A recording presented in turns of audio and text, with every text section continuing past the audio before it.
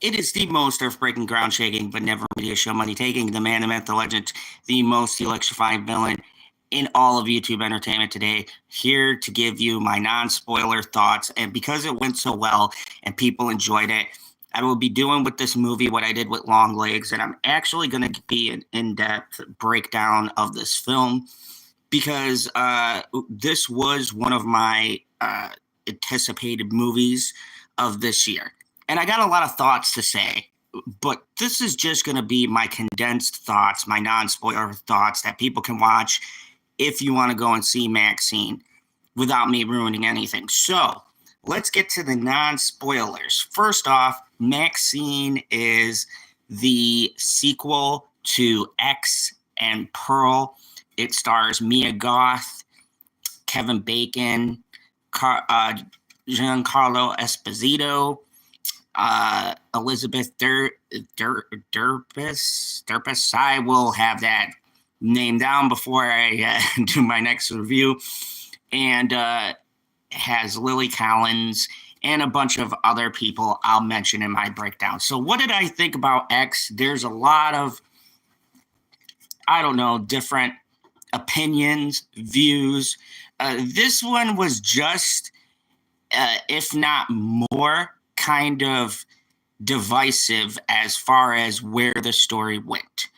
And I'm not going to go there here, but I'm just going to give you the non-spoiler breakdown. So it is 1985, a year after I was born, by the way, and it is the height of Reaganism. There is a war and censorship on music, and there is the Night Stalker killer who's roaming Los Angeles. Cut to our titular hero, Maxxxine, from the first movie, and she is still on her quest to become famous. She gets a movie role that will break her out of the porn movies that she's been doing. And so now we start our journey. So let me start off with my good. I'll go into my bad and then my rating system. So the good of this movie just doesn't feel like a homage to the 80s. This movie feels like it is in the 80s. And what I mean by that is a lot of movies I've seen that pay homage to the 80s, they take a couple of songs, they take a few aesthetics, and they call it a day, right? And they say they're paying homage to the 80s. This movie very much feels like a movie that was shot in the 80s. The cinematography is gorgeous, as always. Ty West proving he has an eye of drenching these kinds of movies in a different aesthetic with a different sort of feel. Also, I have to say the acting across the board is phenomenal. I don't have to say much about Mia Goth that hasn't been said. She once again knocks it out of the park. She has a lot of great scenes. There's one scene in particular I'll talk about later in my spoilers. But for right now, for this non-spoiler review, she has a couple of scenes that are good. I do think going to a sort of mixed aspect of this movie, I do think she doesn't have, or the character doesn't have as much depth or range as Pearl or she did in the first movie. However, I'll get to my reasons why this is part of the character's progression in my spoiler review tomorrow night. Also, Kevin Bacon. Kevin Bacon's just great in this movie. I enjoyed every scene with him in it. I think they could have did a bit more with his character, but Kevin Bacon was great. He plays a sleazy private detective who's kind of poking into Pearl's past and trying to essentially blackmail her for a figure we don't know who it is. And that works out well. I do think that this does bring together the X trilogy, and it's a companion piece that fits in wrapping everything up within this. And I honestly hope that this is the end. This feels like a nice trilogy, all wildly different while having a somewhat connected story that kind of ties them together. So I do think it leaves a good legacy. I do think all three movies are wildly different but fit together. Now, my negatives for this, unfortunately, is that this is mixing that X factor. Yes, he said the line. I do think that this movie is missing a little bit of something I can't exactly put my finger on. I talked about it with Bitchy. We went to see this yesterday, and we were both anticipating this a lot. She's not big into horror movies, so when she gets drawn into a movie or a trilogy of movies, it was interesting, and the score that jumped out of me will be what I say, and we both agreed on it. We both kind of came to that in our mind. But the negatives are that the ending, unlike Longlegs, where I could connect everything and I feel like it always was leaning towards its ending, the ending of this is just missing something. Like, they allude to the Night Stalker, and I saw the parallels, but they don't really do anything with that. They don't really do anything with the censorship. It's just kind of in the background. And I think it goes for more style over substance. With that being said, it's not that it's bad, and you can't have a movie that does style over substance. I mean, the ending just goes balls out crazy, and I respect Ty West for doing his own thing. My issue mainly with this movie is there is something missing that I know I'm not the first one to say it, and I don't know who's seen this, but there's something I can't put my finger on that this movie is missing. I tried. I'll watch it again, but I don't know what it is. But it's something that X and Pearl had that this movie doesn't have. It's one of those things where it's a good movie. It feels like a good movie. I'm not angry. I don't feel like I wasted my time. It's just missing something that I wanted if this is the conclusion.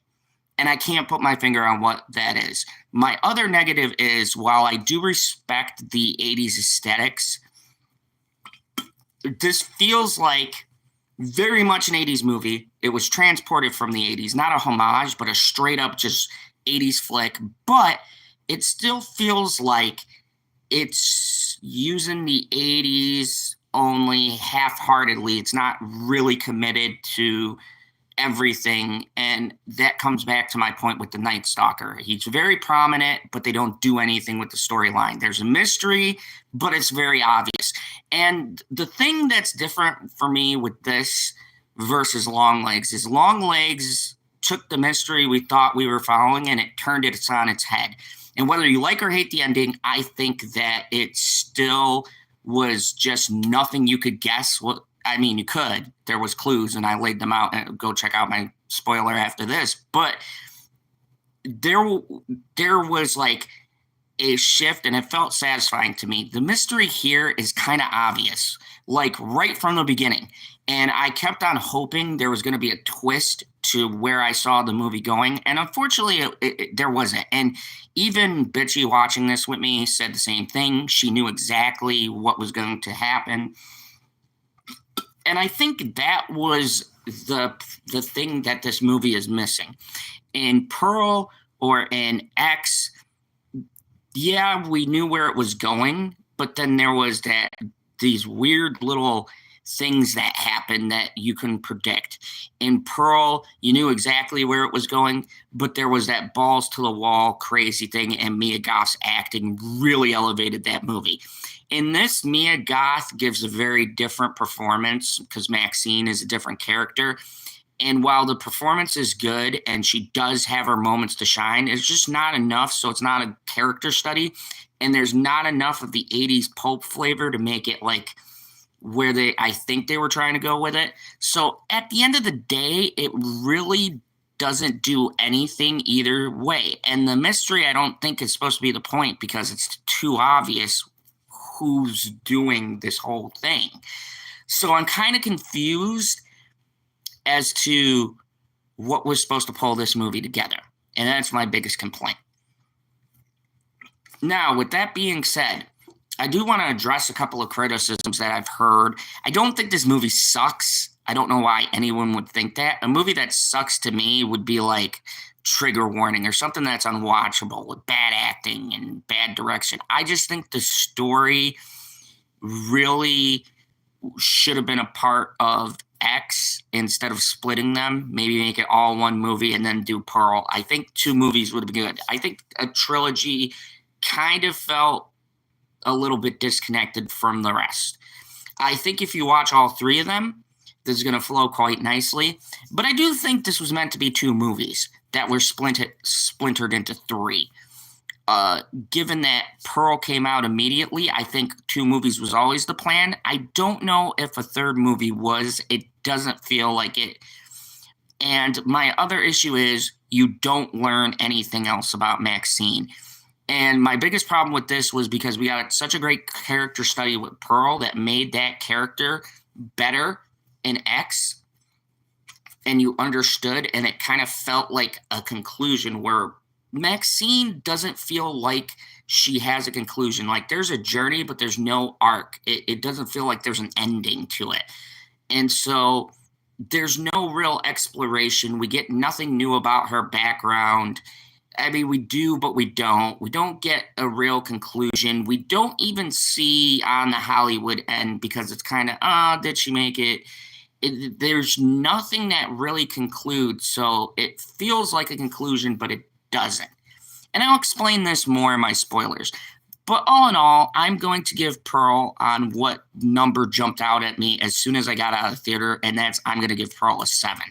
And it kind of hurts me, or X a 7, or Maxxxine. Jeez, I named all the movies except for this one. I'm going to give Maxxxine a 7. That was the number that stuck in my head coming out of the theater. And it's just because there's that thing that's missing at the end of this movie that I can't explain. I can't put it into words that the other two movies had.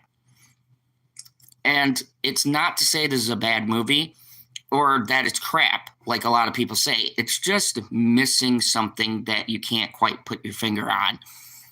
And I am hoping this makes it to my top 10. I want it to, but there's so many good horror movies. I mean, a lot of them have been disappointing, but a lot of them have been good. And I gave Abigail a 7.5, leaning towards 8, just because I thought that, at least in my personal opinion, and I have a big long thread going back and forth with someone, but I can see arguments for why people would put that at an 8 or even about a 9. For me, I'm probably going to revamp that and go more into the 8s, but Maxxxine is definitely a 7 for me. It's better than average, but it's not quite to good, great, or masterpiece. It's just like straddling right in the middle. And that's fine. I mean, he made 2, in my opinion, great movies, and then a solid closing chapter. But those are my feelings on this. In the comments below, let me know, did you like Maxxxine? Did you check it out? Check out tomorrow night my full in-depth scene-by-scene breakdown of Maxxxine, where I'll kind of highlight my points and my disappointments in this movie and bring it together and give you my overall thoughts. It'll probably be like long legs, about an hour live stream. And thank you, everybody, for watching. Thank you for watching my long legs in-depth breakdown. And tomorrow I will be bringing you guys some more reviews and things like that. There are a lot of great movies coming out I will be covering, and I will be covering Deadpool the day it comes out. I'll do a non-spoiler, and then I'll do an in-depth breakdown. But that's pretty much it, man. Maxxxine was a 7.